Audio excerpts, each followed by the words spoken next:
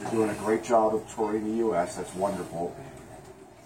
Would there be a possibility that, given a little bit of advance notice, that you might be interested in bringing the road show to San Diego and upgrading some repeaters and working on some software and firmware updates? So I know this great place in the middle of a parking lot, centrally located in San Diego, on April the 30th, where a lot of these same people are going to be right there, and they can go out and drag their gear to the party, and Yaesu could have a grand opportunity with no obligation at all to help out. I want to say that I'm somewhere on the 30th. I think that me and Joe talked about that already, and I really want to do the Fry's operating day. I tried to do it last year. I got sent to, I believe it was Huntsville, Alabama, which, trust me, I would rather be in Southern California than Huntsville, Alabama. I'm pretty sure we have enough time to write letters for our Congress people, so you might be. Yeah, we'd love to come down. I want to make an event down here. We definitely, we're close enough that we can bring somebody down for a presentation, and somebody that's capable of doing upgrades. So right now, there's only a couple people trained in Yaesu to do the upgrades.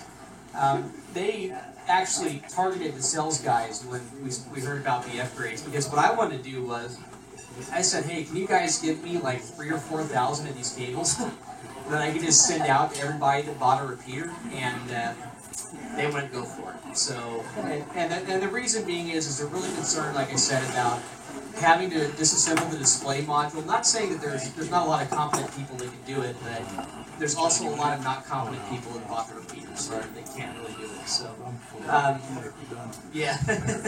Well, it happens, and we don't want to single anybody out. So, we want to make sure that what we do, we're keeping everybody on the air, not having somebody wind up with $500 break. Actually, if I look at my production costs of those repeaters, we don't want someone to wind up with a $1,200 break. So it works both ways. And while we wait here for the roster to go around and get signed, did it already make its way back? No, not yet. We got it. Not yet. Whenever it gets back to somebody, if we can write a number from 1 to whatever is on there. And I've got this really neat random number generator application that I use online that generates, and it's not written by me. So, yeah, completely random number, and we'll give away some certificates here so everybody can have a good time buying some radio gear in the next few days. Any questions, just raise your hand, and we'll answer about any Yaesu products. Yes, sir? What's the throughput over the wire net between the repeater and the gateways? Throughput as far as 9,600 bits per second. There's about 1,400 bits per second or so, give or take a little, is forward error correction. So it's pretty much data only. It's a lot of it's data only.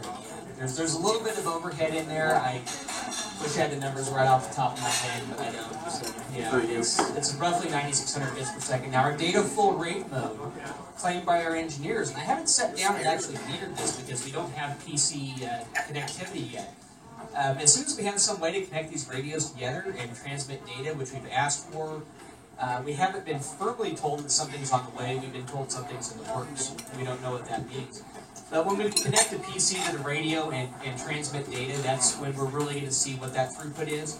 And really, if the data full rate, what they've told me is that there's no forward error correction. Yeah, that's what they're saying. So if it's a full 9,600 bits per second, that's kind of nice. I don't believe it. So we'll see what happens. I think it's going to be significantly faster than what we're seeing in the other technologies right now. Anyone else? Joe, anybody, any questions? Back there, blue shirt. I do have to tell you, when you look at all the gear out there, this is just something I've always thought about Yaesu. When you look at all the gear from all the different manufacturers, Chris, just for you, this is a big plus, that Yaesu looks like ham radio equipment should look like. And I thank you guys for that. Ergonomically, the way the things work, it looks like ham radio equipment. That's all I guess I have to say. It's good styling. Everything about it is nice. And you guys, I can tell when you're building something, you really think about the operator's house. And one of the things about the company is that it's actually run by hams. Our engineers are hams. The owner of the company is a ham. We're all amateur radio operators. There's no commercial division to Yaesu. When we design products or design a feature, all of us get together. We say, hey, what'll work nice? You know, where should these knobs be in the radio? And that's what we get from a lot of operators on like the FTDX 5000s and 9000s. Everything is ergonomically placed so that you can operate that radio well. And you know, there are other design conventions like, you know, we listen to the community. They say we want a front-facing speaker. And I've taken a lot of flack over this FTM 3200, and I want to make this well known. Is people have been telling me that I copied the Kenwood TM281, but I'd like to remind everybody that Kenwood copied the FT 2600. So we had the first front-facing speaker in amateur radio, and that was actually copied by Kenwood later on, and now it's been reinstated by Yaesu with the FTM 3200. So more of these features hams want. We've been polling the community not only on the internet, but you know, all these shows. You know, we've expanded our show base from going to about 34 shows a year to 50. We have the club visits. I've been out this year at least 50 to 55 trips this year, and I've got the 250,000 miles with American Airlines to prove it. And I take back all these features. One thing that I'm required to do when I come back is I fill out reports to Japan, and I tell them what was said in the booth. What did people come up and what did they want? Whether they were angry, happy, sad, disappointed, whatever was going on, the reports are sent back. No matter how much I disappoint the engineers, no matter how much I disappoint the boss, we let them know what people want. And then with the FTM 3200, with the FT2DR, the 991, we're starting to see things that people want. You know, we have the 32-bit DSP in the 991, and that's absolutely amazing. If anybody's used that radio on 2-meter 440 sideband, that is the best radio to run 2-meter 440 sideband on right now. You really can't find much better in a modern radio. So, I mean, you can just completely take operator fatigue out with the digital noise filter and digital notch reduction. It's really just a darn nice radio on 2-meter 440. If you haven't ran it yet, go by HRO, check out the radio, check out the DNR. Anybody there can show you those features. That's really something. The DSP in that radio sells itself, and it's just amazing. So we're listening to the community, and any feedback anyone has, I welcome it. Everybody at Ham Radio Outlet here in San Diego knows how to get a hold of me. If you have something you want to do, let us know. Yes, sir. Yeah, we have got 3 UHF machines. The same are operating just fine. But there's and all the other machines that do fine, the Fusion machines. There is one that's got a funny quirk to it. It's a VHF machine, and if the person is talking on the machine, the IDR comes up, everything's fine. But if the IDR comes up and a person keys down after the ID starts, it shuts the machine off until that person lets up on the key. Put the latest firmware on it. Okay. Yeah. That's a known problem? Mm-hmm. Yeah, it is. That's been resolved. The latest firmware. Yes, sir. So how many, I guess across the country or whatever, how many of these repeaters are actually tied into the internet? Right now, in WiresX nodes, there's about 250 that are tied into the internet. Yeah. So that's why I see just from looking at my little list. Are there any in San Diego that are connected that way? I don't think there's a single one. I'd have to look it up. I'm not aware of it. Joe. No, Joe's is not. You're not. Joe's is backwards. No, Dave. We Joe's need to get Joe connected. Joe's Definitely need to get Joe's node is on exactly the same split as the repeater, so it works good as a local node if you're in the neighborhood, but you'll be simultaneously talking through the repeater. It needs to be reversed. Or something. Yeah, get it into the repeater, Joe. Otherwise, if it was right, I wouldn't be able to talk in the store with a termination on my radio. he's talking about the node that's in the store. And the store. Okay. Yeah. Yeah, those are all the ones in the store I know for Simplex. So it's just pretty much because they want to demonstrate the WiresX stuff. He hasn't been on my repeater. I can guarantee you that. I've got this radio. I'm trying to find find a place to use it. Yeah, Joe's all Yeah, they're coming up right now. You know, I'm pushing almost a couple hundred of the HRI 200s out the door a month. So the network's building. We've only had WireX support in the repeater for about a month now. So that's coming. The network's building. To say in the past, well, about a month and a half that we've actually had WireX support, that we've got about 200 to 250 people on WireX. That's an amazing amount of growth. If we look back at any other network, if we look at DMR, for example, over the past 6 or 7 years, only has about 400 repeaters on the network, and then we've done 250 in just a couple months. It's not bad. You know, that's good work. Well, your price is better. What's that? Your price is better. It is better. Yeah. It is a lot better than getting onto any of the other networks. So what I'm finding now is I'm finding people putting up. I was just in Houston, and the Brazos Amateur Radio Club. The only reason they put up a D-Star repeater was because they bought it from someone for $500 to put up a System Fusion repeater.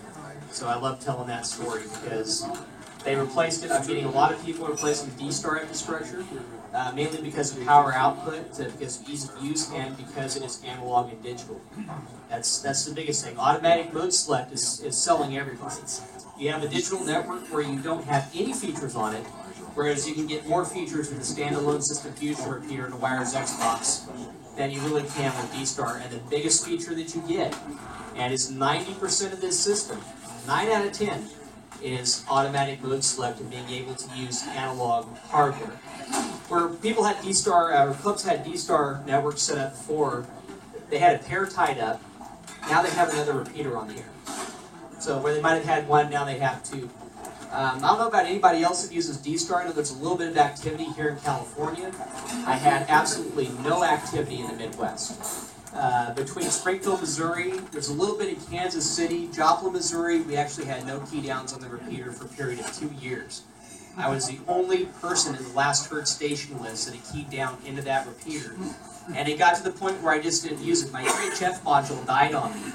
And it sat there for a year dead. I had no idea that it wasn't, nobody was able to use it until a Joplin Amateur Radio Club member came up to me and said, I've been trying to get onto your UHF repeater for about a year and it doesn't work. I went out there, my transmitter was dead. It must have got tagged by lightning or something happened. But nonetheless, the activity wasn't there. We're seeing the activity with System Fusion. We're seeing it grow. The momentum's still been building. And it really puts a smile on my face because last year at Dayton, everybody told me that I was done. I had a lot of people come up to the booth and say, System Fusion's done. You built this momentum up. It's going to start dropping off. But it's growing. And it keeps growing. So, I don't know what to say about that. I know why, but it's going to keep growing. The more features we add, the more firmware updates we come out with, and we provide those features to the community for free, the better it's going to get. Yes, sir. So you said earlier you were thinking of incorporating some features from D-Star, some from DMR. Can you comment? We've sent those features in, and we've told the engineers what we want. We've told the software and hardware engineers, this is what we want. Now, they haven't actually come back and said, this is what we're going to do yet. They said, we're going to do most of it. Well, what have you asked for? What's that? What have you asked for? We beg for it all the time. What? Yeah, we ask what? A list. What are they? We ask for a list all the time, and we're told that it's confidential information, restricted to research and development. So they do give us some stuff. Of course, the company, some of the stuff they do give us, they say, okay, if you say something, you're out of here. So that's one thing. They let us prepare a little bit ahead, but they don't give us the final goal. So. And that's just our business. We are in competition with other radio manufacturers. We're especially in competition with Chinese radio manufacturers right now. And that's the group of people that are becoming really, really competitive. And so far, System Fusion hasn't been out on the market. But as long as we keep developing stuff, they're not going to really do System Fusion until they have a viable product that's done. You're not going to see firmware updates on a Chinese radio. They're going to put the stuff in it, it's going to run, you're going to buy it for $50, and if you need a firmware update, it's going to cost you another $50. They're all busy with DMR anyway. Yeah. There are some radios out there that are becoming firmware updatable from the Chinese. They're moving forward, but it's not. When you get into the really cheap radios, You're not seeing a lot of support. The company could be fly-by-night. I could sue them. That's one thing. So if they knock off my VX8 or my FT8800, we might be suing them, and you might not be getting a firmware update. And that's just intellectual property rights. You know, that can happen from Kenwood, that can happen from ICOM. They knock off everybody's radios, so you don't know what's happening now. One thing that I do know is that you know, radio manufacturers aren't taking kindly to the knockoffs, and you know, that could make a fly-by-night company pop up, you know, really quick. So firmware updates or not, that's probably where it's going to stay when we see it released until they start making enough money to do it. Now, one thing that we noticed from Chinese manufacturers, and where we probably won't see D-Star and System Fusion come out from the Chinese radios, is there's no viable market in the commercial market. So if they look at the amateur market, and we are literally that big compared to what they're doing, and you know, if we were much bigger, if we were out there buying 50 times the radios we were, yes, they would be coming out with Fusion and D-Star. But right now, they're mainly focused on these DMR radios. They're focused on coming out with Next Edge. I've seen a few Next Edge radios popping up on the Chinese market, a few P25 radios. The P25 stuff, they're getting a lot of feedback from APCO, a lot of legal feedback from APCO, a lot of legal feedback from Motorola. So a lot of those radios, you've seen the companies just go away kind of overnight. But there are a few popping up out there, and you know, those are the technologies that are going to pop up in the Chinese market. So don't expect a System Fusion radio too soon. If you do, expect it from an American engineering company that is buying and manufacturing Chinese radios that might incorporate that into their firmware, if it's easy to do. But I wouldn't expect to see all the features like WiresX and so forth incorporated into those radios. It's just going to cost too much darn money. So, yes, sir. Chris, could you comment on third-party controllers and if that list will grow over time? Third-party controllers, pretty much anything works. It depends on the controller, it depends on how you interface it. A lot of people are using the ADR1 interfaces from Arcom, which will block the digital signal from going in and out of the repeater controller. In the future, I see Yaesu probably making some firmware changes to not have to use the ADR1. Excuse me. But it's possible that there might be some hardware limitations there. So, you know, with the DR1X, maybe it'd be a next generation repeater, something like that, that incorporates some similar technology into it that makes every controller compatible. But with an ADR1 interface, you can use pretty much anything you want. You just have to wire it up. Arcom and SCOM are the two best controllers to use. Arcom's nearly plug and play. There are guys selling plug and play cables on eBay and Amazon now for the SCOM. With the SCOM, you actually have a built-in tone encoder decoder, which is a nice advantage over the Arcom, because the repeater, when it's hooked up to an external controller, cannot transmit PL tones. So you have to have that encoder in there, and the SCOM having it, there's actually a set of macros you can upload to the repeater controller that makes it operate like the ADR1. So you don't need that external box. You're going to spend a little bit more on the SCOM. With the ADR1 controller, they're about the same. Either the Arcom or the SCOM, you're going to spend the same amount of money off of them. Each one has its advantages and disadvantages, but the nice thing about this is those are the two most up-to-date advanced controllers on the market. There are other manufacturers out there, and I don't want to point any fingers at anybody, but there are other manufacturers out there that used to make really, just really nice controllers that have kind of laxed off. They're not doing the software updates, they're not doing a lot of the things they used to do. You know, they're not firmware updatable. That's one thing that's nice about some of these other controllers. You know, the company fixes some problems or comes out with some new features. You don't have to go buy a new ROM chip to pop in the machine to get it up to date as far as the software goes on the repeater controller. So they're really advanced controllers. I know some of the other manufacturers are starting to catch up with some of this technology. But right now, Arcom and SCOM are really the only two with any faith that I can recommend. They're going to be good controllers. They're going to continue to be supported. Yes, sir. Do you expect that Yaesu is ever going to support the fact that these controllers right now are saying, well, open your radio up, cut this, and you know, I mean, bringing those connections out the back and just looping them? Well, later on I see that, yeah. In the DR1X, I don't see it right now. You know, there could be something in the works. we've asked, hey, can you provide something? But then, if we make a massive hardware change, like adding some type of I/O to the back, or maybe like a loop connector, like you're talking about, to the back, then everybody's going to want it. And we're going to be sending repeaters in for upgrades, having retrofit kits. The last thing that I want to do is make a recommendation to Yaesu that increases the cost of any of these products. I want to kind of try to keep them where they're at right now and say, okay, if we have to pop open the case and buy a cable to connect to this thing, and Arcom does sell those cables. They have them pre-made. You just plug them into the repeater, and it doesn't void the warranty. As long as that repeater comes back, and we've talked to our customer service supervisors about this, if it comes back and they open it up and they see a repeater that is genuine and original, there's not going to be any warranty issues. Now, if you send it back with a spliced wire, there might be a problem, or a modified transmitter, and I'm not surprised anymore about what people do to their hardware. I've seen some stuff that is amazing. So, simple modification to the PTT. I don't see my tech guys, getting involved with that. Now, if it comes back and it's been butchered, then there's going to be a problem. But, we've kind of asked people to be mindful as far as that goes.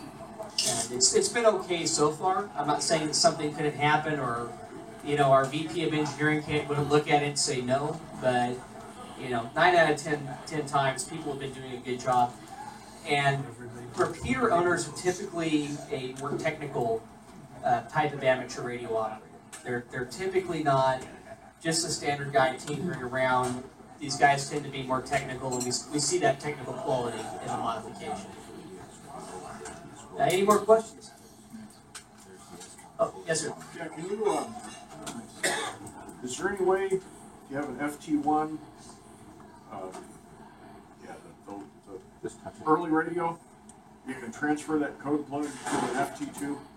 No, not at the moment. They didn't make it compatible, but that is one thing that I've told the engineers, that it'd be really nice if we can go from radio to radio, and the only problem is the storing, the way that the memory channels are stored. If they change it from radio to radio. Yeah, I tried it. That's the reason that I don't have an FT2 right now. I said, that's just too much trouble. Yeah, the RT system software will allow you to copy that stuff in between. And you don't supply any software with that radio either, don't you? What's that? The FT2 doesn't come with software, does it? No, it doesn't. It's just coming out with that. Well, RT Systems has it. If they put it on our website, somebody forgot to send me an email. I've seen internet references to ENS8. And yeah, that's provided by RT Systems. Yeah, so that's who the leader is in programming software right now. We're a radio manufacturer. We are not a radio programming software company. So it is, it's getting that $25, $30 on the RT System software is a great deal for the price of the software. Some of you guys that don't want to spend the money, Chirp is a great solution. If anybody's ever run Chirp, they've got the MT1 set up on Chirp. 400 works on it. They just had a beta release with the 100 and the 2, so it works pretty well. I've used it, and I do prefer the RT System software, though. With Chirp, one of the problems is it's an open source community, and you could potentially wind into something that just really messes with the settings on the radio. So RT Systems is going to fix it quick. They're good people to deal with. They are. They're good to deal with. Yes, sir. The thing about RT Systems is they don't give you all the features in the 400. There are a few that, are left out of there, and the same thing goes with Chirp. And I'm not sure myself. I haven't talked to the people at RT Systems yet to see if that's a limitation in what they can write to the radio, or what the radio will set, or if it's just something they haven't added yet. So I'm assuming it's the latter. Yes, sir, back there. Well, you got FM, frequency modulation, amplitude modulations in the sideband, which basically is AM without a carrier. And they're all across all manufacturers of radios and stuff. They can use those forms of modulation. Is there going to be a similar digital form of communication, digital codec that will be available across the manufacturers, rather than each one have its own proprietary treatment?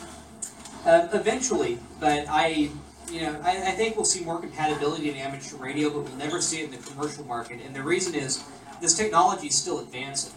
So we're going forward. We are in the infancy of digital radio technology, especially in the commercial world.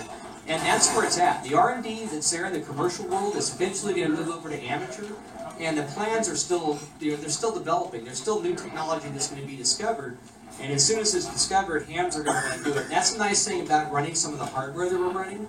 Later on, we can step up to that. You know, we've got quite a bit of room for advancement before we're going to have to be going out and buying new radios, buying new hardware. Yes, sir. Yeah, you might want to set expectations as to how the digital mode is simply FM. It's just FM, only they limit it to 4 different tones. Right.